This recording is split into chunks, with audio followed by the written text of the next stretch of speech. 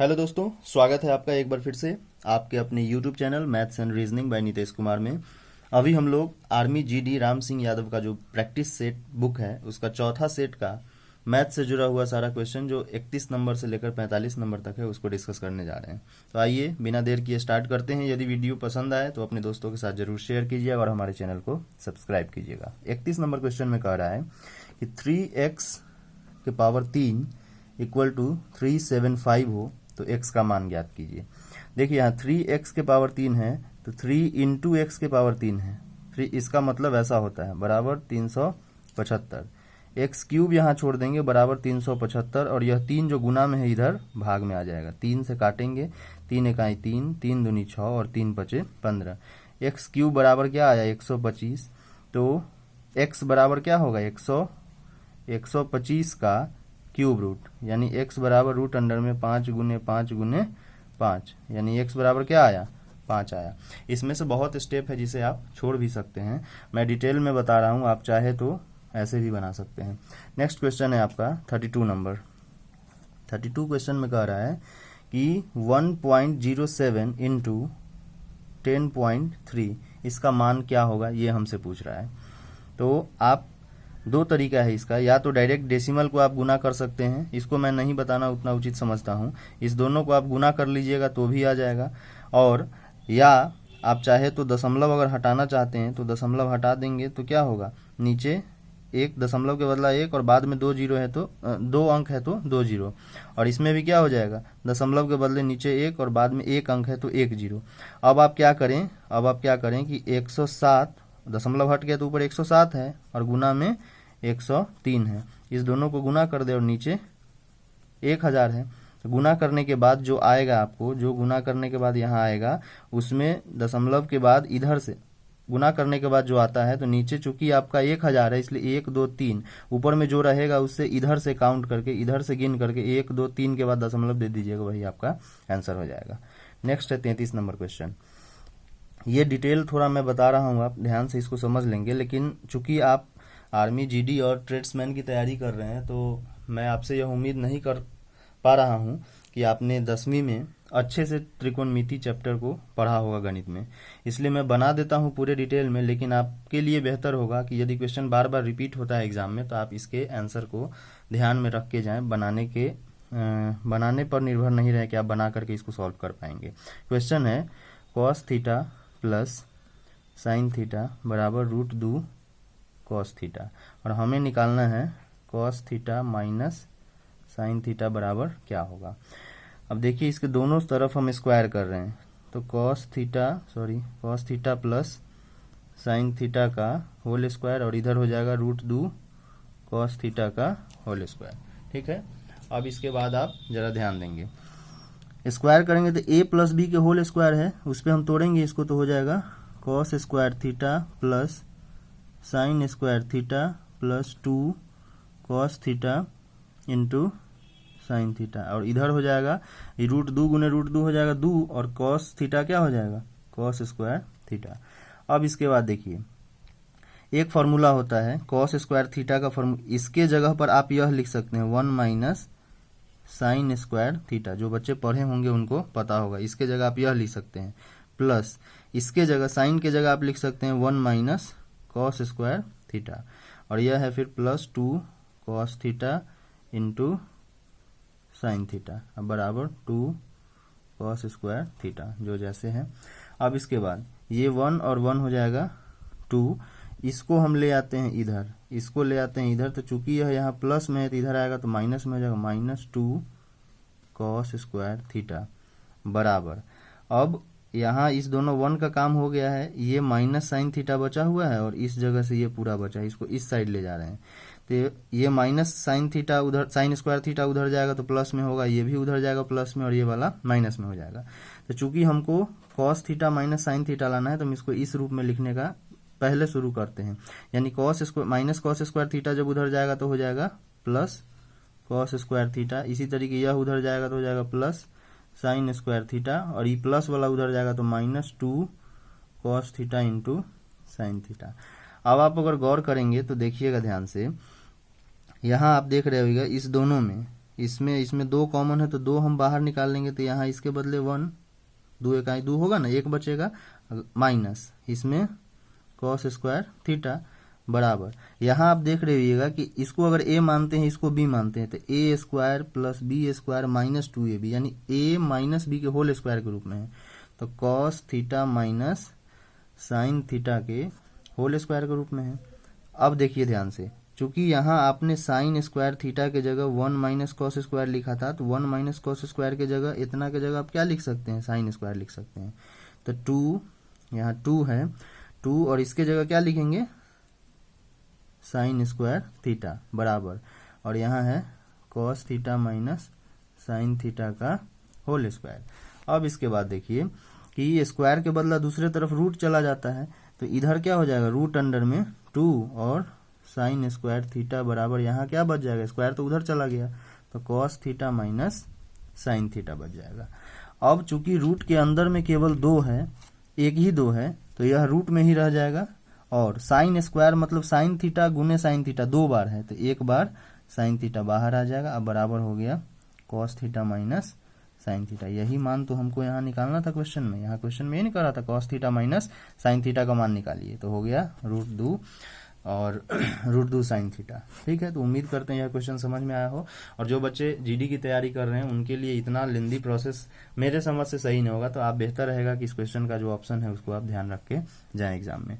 34 number question कह रहा है, 34 नंबर क्वेश्चन कह रहा है कि एक समकोण त्रिभुज में कर्ण का वर्ग कितनी भुजाओं के वर्ग के योग के बराबर होता है। तो देखिए, एक यह अगर त्रिभुज हम लेते हैं जिसमें समकोण त्रिभुज है, यानी एक 90 डिग्री है, तो कर्ण इसके सामने वाला होता है जिसको हम h बोलते हैं, एक p हो गया एक b हो गया, तो इसका जो है कर्ण का वर्ग यानी h स्क्वायर जो है बराबर क्या होता है, p square plus b square, यानी एक भुजा p और एक भुजा b, यानी 2 भुजा के कितने, 2 भुजा, तो आंसर क्या हो जाएगा 2, इसमें जो दिया हुआ है वो आपका आंसर हो जाएगा। आंसर क्या हो जाएगा 2 जो दिया हुआ है। अब इसके बाद 35 नंबर क्वेश्चन है, 35 नंबर में कह रहा है कि न्यून कोण कितनी डिग्री का होता है। तो न्यून कोण देखिए आपको 0 डिग्री से बड़ा और 90 डिग्री से छोटा, 0 डिग्री से बड़ा और 90 डिग्री से, 0 डिग्री से बड़ा होना चाहिए और 90 डिग्री से क्या होना चाहिए, 90 डिग्री से छोटा, यानी 0 से लेके 90 डिग्री के बीच का ही जो कोण होगा वह न्यून कोण होता है। तो इसका ऑप्शन आपका है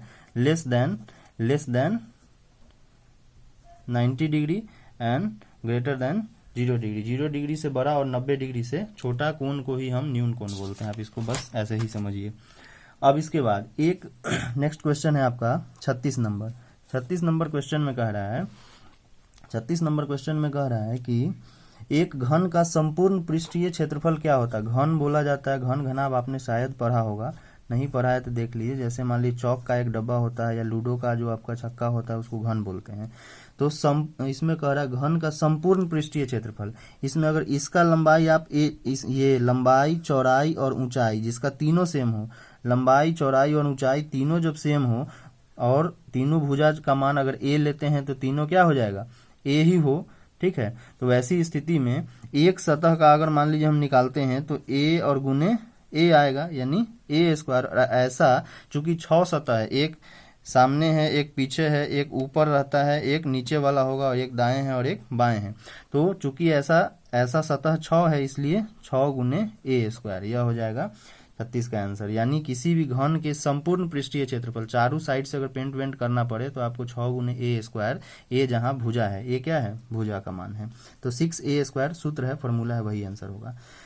37 नंबर क्वेश्चन आपका क्या कह रहा है, तो 37 नंबर में कह रहा है कि एक अर्धवृत्त का क्षेत्रफल दिया हुआ है 308 वर्ग मीटर, त्रिज्या बताइए। अर्धवृत्त, देखिए वृत्त का पूरा वृत्त का क्षेत्रफल होता है पाई r स्क्वायर, ये क्या है, पूरे वृत्त का क्षेत्रफल। तो अर्धवृत्त है आधा, तो इसलिए हम इसमें 2 से भाग दिए, और दिया कितना है 308 मीटर स्क्वायर, तो हमको r का मान निकालना है। पाई का मान होता है 22/7, तो 22/7 गुने r स्क्वायर, अब बटा में ही तो 2 है ही, बराबर 308। तो यहाँ से r स्क्वायर अगर हम छोड़ देते हैं तो यहाँ 308 तो है, नीचे वाला ये दोनों बट्टा में है तो इधर गुना में चला जाएगा, 7 गुने 2, और ऊपर ये जो 22 है यह नीचे आ जाएगा डिवाइड में जो गुना में था। तो देखते हैं काट करके क्या होता है। 2 से अगर इसको काटिएगा तो 11 आता है, 11 से अगर इसको काटिएगा तो 11 दूनी 22, 8 आता है, तो फिर 11 अठे 88। अब आर स्क्वायर बराबर क्या हुआ, तो 7 अठे 56 के 6 हासिल 5, 7 दूनी 14 और 5 19, 196। तो आर बराबर हो जाएगा रूट अंडर 196। तो आर बराबर रूट अंडर में 14 गुने 14 यानी 14 हो गया आपका आंसर। आर का मान क्या आया, 14 आया। क्या आया, 14। अब इसके बाद नेक्स्ट क्वेश्चन पे हम देखते हैं। अगला क्वेश्चन है कि दो संख्या का अनुपात 1:3 है और उनका जोड़ 240 है, तो अंतर क्या होगा। देखिए दो संख्या, ये है आपका क्वेश्चन नंबर 38। दो संख्या का अनुपात दिया है 1:3, तो संख्या को अगर हम इसमें अनुपात में x से गुना करते हैं तो एगो हो जाएगा x, एक x का मतलब सीधे x, और एगो क्या हो जाएगा, एक हो जाएगा आपको, एगो तो x हो गया, एक हो जाएगा 3x। ठीक है, दोनों का जोड़ यानी x + 3x बराबर दिया हुआ है कितना, 240। तो 3x और x हो जाएगा 4x बराबर 240। 4 से इसको काट दीजिएगा तो 4 छक 24, 60 हो गया, यानी x बराबर 60 आया। तो एगो संख्या तो हो गया, यहाँ x है तो एगो संख्या हो गया 60, दूसरा हो गया 300 में गुना करेंगे तो 36 18 यानी 180। इसका अंतर पूछ रहा है, कितना के अंतर है, तो 180 में से 60 घटा देंगे तो क्या हो जाएगा, 120। यही हो गया आपका आंसर हो गया। ठीक है, अब इसके बाद 39 नंबर जो क्वेश्चन है, 39 नंबर क्वेश्चन, ये वही क्वेश्चन है जो काफी लंबा बनेगा, और ठीक इस वीडियो को जो हम अपलोड करेंगे इससे पिछले वीडियो में पहला नंबर क्वेश्चन ही, तीसरा सेट का पहला क्वेश्चन है जो वहां हमने डिटेल में बनाया है, जिसका आंसर 03 है, आप वहां देख लीजिएगा इसको। ठीक है, 40 नंबर क्वेश्चन कह रहा है कि एक रेलगाड़ी 40 किलोमीटर प्रति घंटे के रफ्तार से चल रहा है। एक रेलगाड़ी है जो 40 किलोमीटर प्रति घंटा के रफ्तार से चल रहा है, यदि उसको एक खंभा को पार करने में 18 सेकेंड लगता है समय, तो बताइए कि गाड़ी की लंबाई कितनी है। देखिए चूंकि यहाँ स्पीड दिया हुआ है, चाल दिया है किलोमीटर प्रति घंटा में, और क्वेश्चन में सेकंड का चर्चा है, तो सबसे पहले इस चाल को हम मीटर प्रति सेकंड में बदलते हैं। तो 40 और बट्टा 1, कहने का मतलब 40 किलोमीटर 1 घंटा में, तो मीटर में बदलेंगे तो 1000 से गुना करेंगे, और सेकंड में बदलेंगे तो नीचे 3600 से गुना करेंगे। तो 1 2 2 जीरो से 2 जीरो गया। और अब देखिए कि अगर हम 4 से काटते हैं तो 4 दाही 40 हो गया, नीचे 4 नमा 36 हो गया, तो ऊपर बचा 100, 10 और 10 गुना हो गया, और नीचे 9। ये हो गया इतना मीटर प्रति सेकंड के रफ्तार हो गया ये। अब दूरी बराबर क्या होता है, जो दूरी आएगा ना वही आपका ट्रेन का लंबाई हो जाएगा। तो दूरी बराबर हो गया क्या, तो चाल और गुने समय। तो चाल है इसका क्या, 100 और बट्टा 9, और गुने समय है 18। तो 9 से इसको काटिएगा तो 9 दूनी 18 हो गया, 100 और 2 को गुना कीजिएगा तो 200 मीटर हो गया। ठीक है, यही हो जाएगा आंसर। अब इसके बाद देखते हैं एक क्वेश्चन है जो क्वेश्चन नंबर होगा अब 41 नंबर।